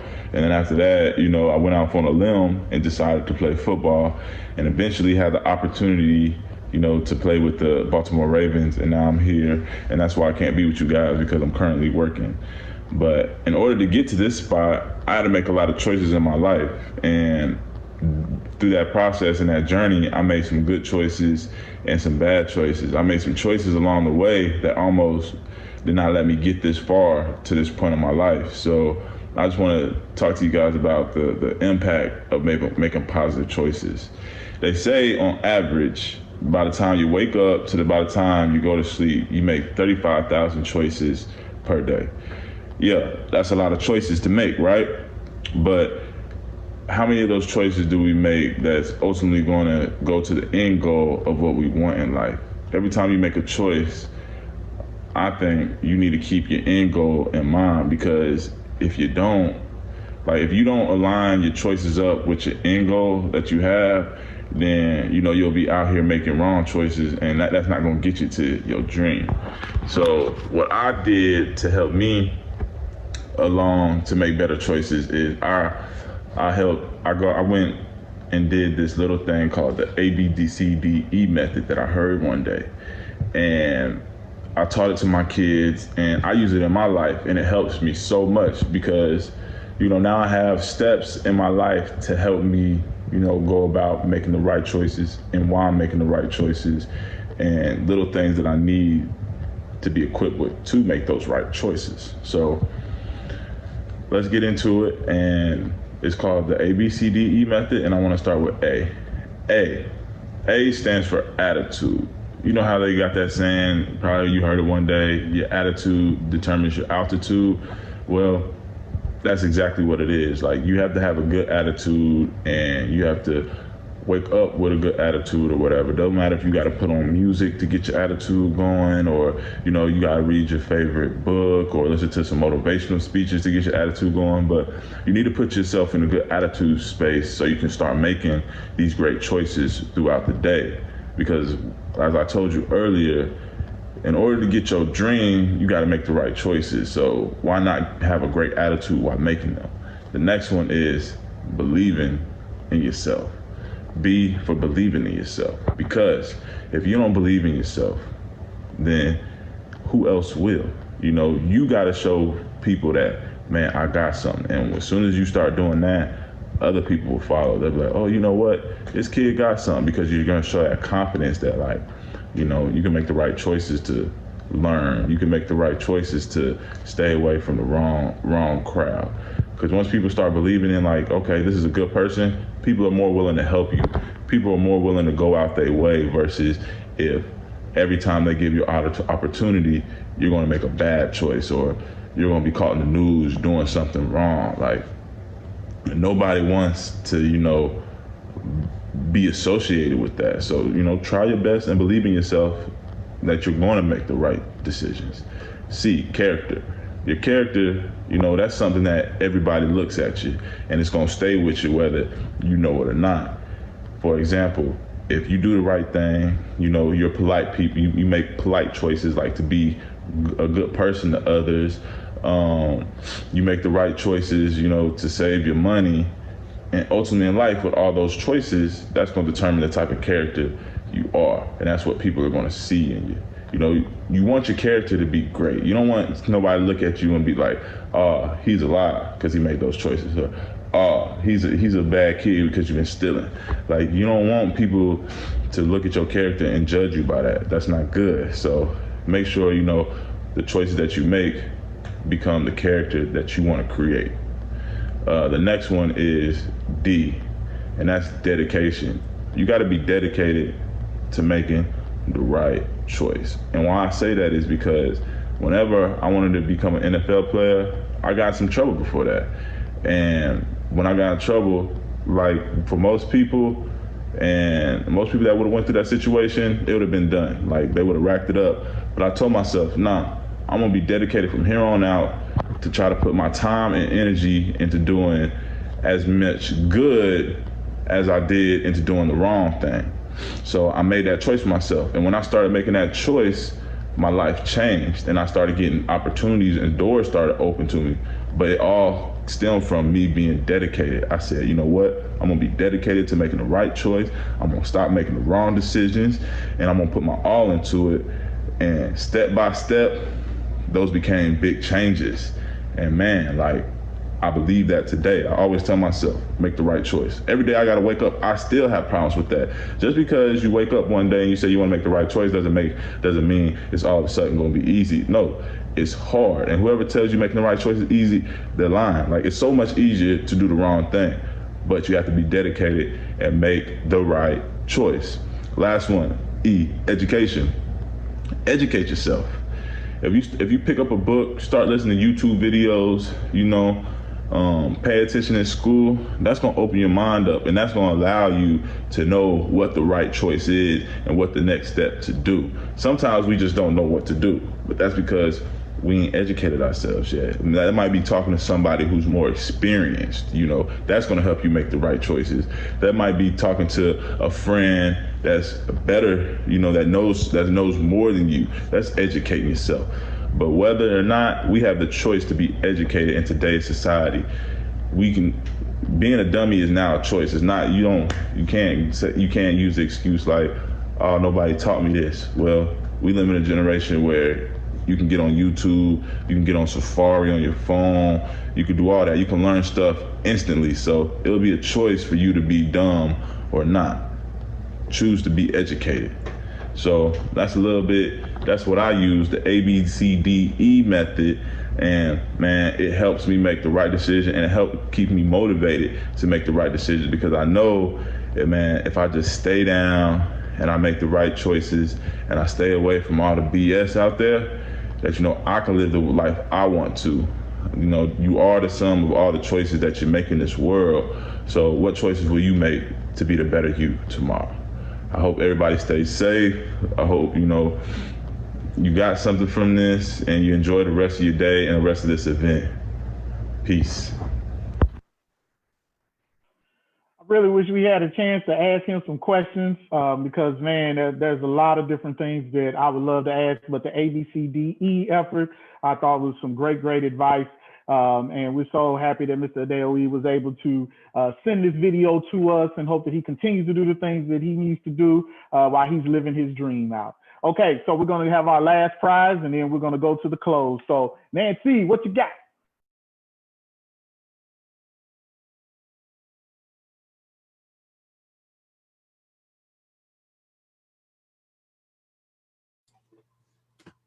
Okay. I have Tyreek Folks is our last winner, Tyreek Folks. So please reach out to us so you can claim your prize. And I just want to thank everybody for coming tonight. I'm so inspired. I don't know about you, but I'm really inspired. This was for the kids, but I got inspired, and some of my coworkers listening with me felt the same way. So all the speakers, I just want to let you know that y'all did an awesome job, and you reached out and touched some people tonight. Thank you so much, Nancy. And a big thank you to you, Nancy, as well. You've been doing great work in the communities, and you continue to do that. And thank you for asking me to be a part of this tonight as well. So, ladies and gentlemen, we want to say thank you for joining us. I think that we can't state enough how special this is to have men from this area to be able to share their stories with us, to share with us their successes, their struggles, and to give that advice that hopefully we, as Nancy said, even us adults were able to take and be motivated from. This has been a blessing to be a part of this. So we want to also thank our event co-sponsors, Carbondale United, the Women's Center, Southern Illinois Unity Coalition, as well as Carbondale Public Library. Thank you for your support. Special thanks to all of our speakers and backstage volunteers, Terrence Henry, Carmen Adeoye, Daryl Wimberly, Liz Hartman, Aaron Lee. And special thanks to the speakers and the hosts, of course, Ann Adeoye, Anthony Hargrove, Dan Cross Jr., Jonathan Wesley, Booker, Justin Denman, and Jarrell Hamilton. Man, this has been amazing. If you have questions, which we know there's more questions out there, but we couldn't get them all in, then definitely send to the email, carbondaleunited15@gmail.com. And definitely you will get answers to your questions. But we hope that you all stay safe, stay healthy, and enjoy your holidays. But thank you for joining us, and we'll see you again real soon. Thank you. One more thing, right quick. This has been so good. It went over the time limit. So look for part 2. We're going to do it again. Thank you. Thank you so much, Nancy. Thanks, everybody. Have a good evening. Hey, good job, Jeff. Nice job, Jonathan. Nice job, Dan. Thank you so much. Good job, guys. Good job, Kenneth. Blessings. Blessings to everybody. Happy holidays. Merry Christmas. You too, Amen. bro. What's good, man? What's going on? I'm good on this end. Yourself? Pretty good, man. Just staying safe. You across that water? Nope. I'm back home for the time being, waiting on different things to move. Okay. Okay. You Hey, trying to what? get back? Yeah. That's fine. Hey, Demi, you done put a weight room down there yet in there? Not yet, man. I gotta, trying to find other people to invest, man, because using your own money is, woo, You don't Yeah. it's a